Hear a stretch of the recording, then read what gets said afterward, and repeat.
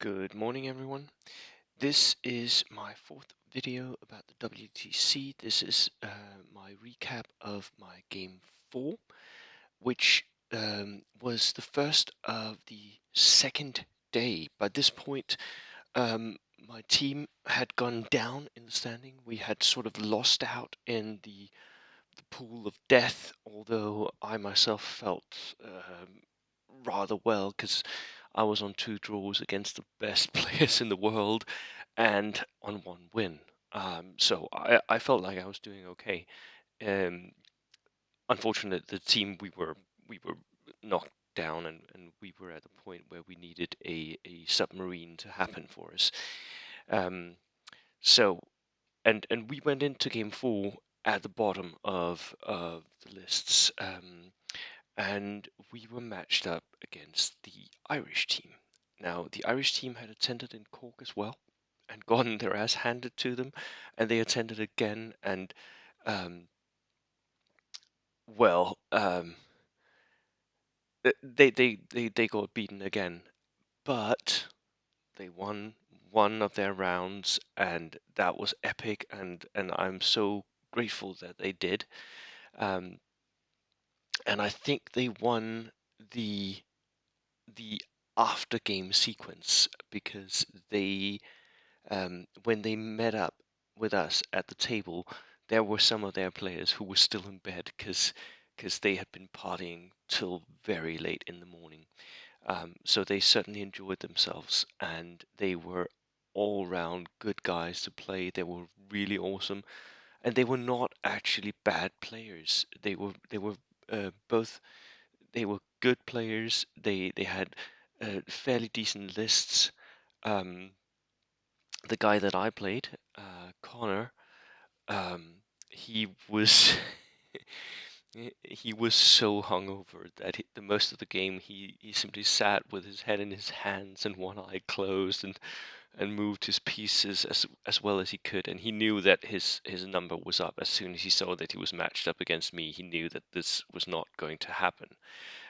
But he did. He fought on, and I'm so grateful that he did. It was a very enjoyable game, very enjoyable opponent, even though I did maul him quite badly. Right. So game 4 of my WTC, Conor, if you're viewing this, I'm so sorry. I had to try and do my best to win because I was clawing my way back from whatever pit we had landed in together. So sorry about that. I do hope that I wasn't being a jerk when I played you. So here, let's go and see what happened. So I was playing sectors versus Connor, and Connor actually, I think he got to pick the sides, but he knew that this was a bad matchup for him. He was playing Chinese communists, guerrilla spam. He had howitzers and mortars and suiciders, all that jazz to back up his guerrillas. Um, but everything in my list is geared towards murdering infantry, and that's what he had. Um, so I had my 3 stewards, 3 Gurkhas, Indians, and Darker Jeeps, basically. If you want to see a further breakdown of the lists, go and watch my videos with Alistair and Russell about the lists of the WTC. So we were playing on more or less this table. It was a little changed when we got to day 2.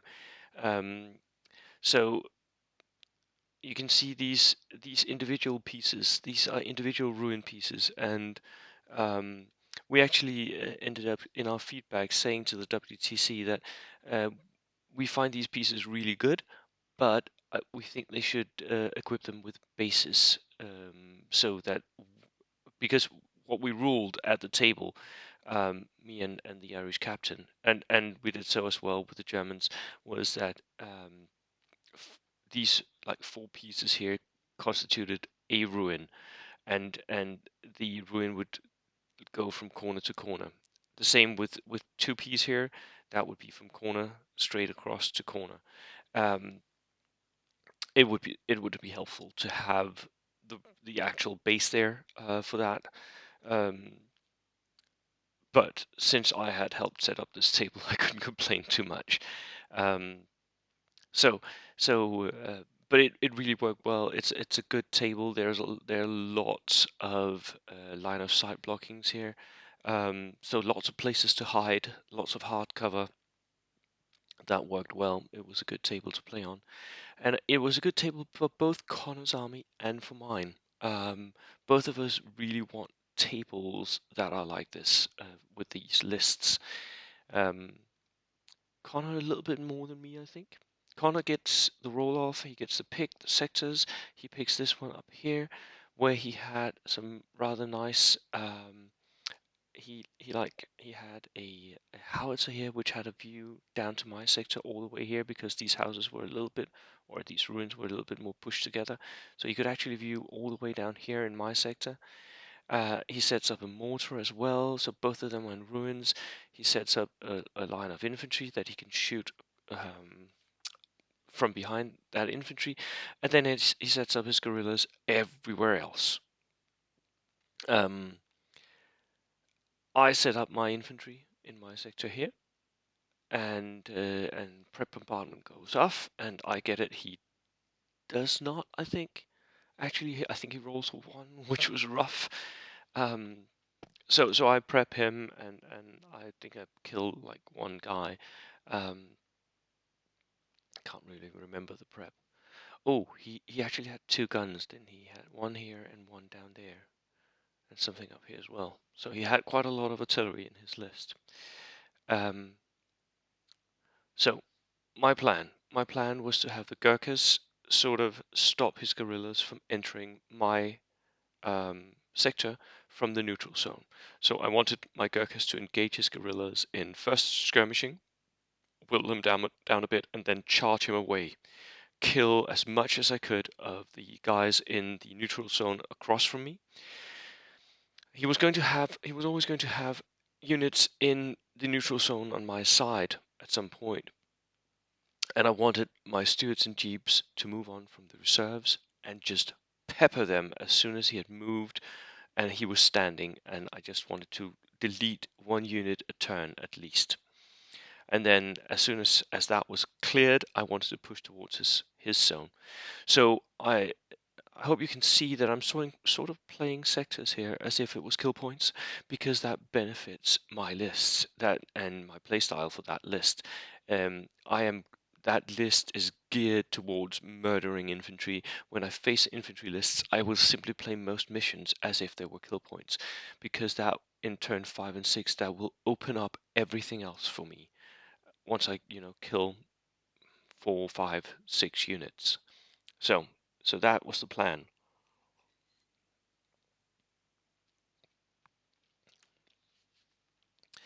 Um, and the decisive moment comes turn two, because in turn two, Connor's guerrillas have pushed up here, and he gets the first order dice, so he needs to push up here. And I can't remember if he moved them too early and made a little mistake there or something. But anyway, he's moved up. He's tried to get a lot of cover as much as he can, so he's moved into ruins. I drive on and I start wrecking units. I start by shooting all the units that are in the open, blasting them down with the stewards, and then I move stewards up and stand in the ruin right across from 1 inch from his guerrillas, and I just let it rip. Um, the suiciders die that had pushed up into that area. The guerrillas die, um, and there was nothing he could do. He could go down for a few turns, which he did. Um, in the end, he had one guerrilla unit that pushed all the way up here, like right on the edge of my deployment zone, and I had a steward straight across from it, sitting in the same ruin, 1 inch from him, and I could not kill them. They were veterans in hard cover, and I was straight across from them. I couldn't kill them. So in the end, when he had like, I can't remember, 5 pins, I tank assaulted them, and they died. Um, I had moved the steward up here as well and shot everything that was in the open in this area, killed it in 1 or 2 turns, and then I move up through the ruin and all the way up here. right across from his howitzer. Um, and I make sure, and this is, I think, turn 4 as well. So it's really early in the game, and at that point, I'm wrecking it. His guerillas over here, they're being whittled down and then charged and killed, and it actually ends up backing away from my deployment zone with everything he's got. Um, so turn 4 or 5, I think it is. Um, I I simply tank assault his cannon there. I didn't want to have to go through a situation like this again, where I was shooting for 4 or 5 turns and not killing them. So I was like, remember to point the cannon at the gun. Sorry, the tank at the gun, and then next turn I get the order dice, charge. And I just ran over his cannon. Um, and that happens so rarely that people forget that when a tank assaults an artillery piece, that artillery piece is just dead. No dice, nothing. It dies. So for me, this was a game that I was playing flawlessly. My opponent was not up to it, and the lists were not matched to his advantage. So it was always going to go my way, I think. Um, and I actually tabled my opponent here, Conor. I removed all his units, and I did so in an hour and 10 minutes. Um, I left the table, which we had to do at the WTC. Conor, I think he went and got himself a Coke or something to repair his headache, and I left the table and I made a short update. You can go and watch that. Um, and and while doing that, I noticed the clock that everyone else was playing. We were the first ones done.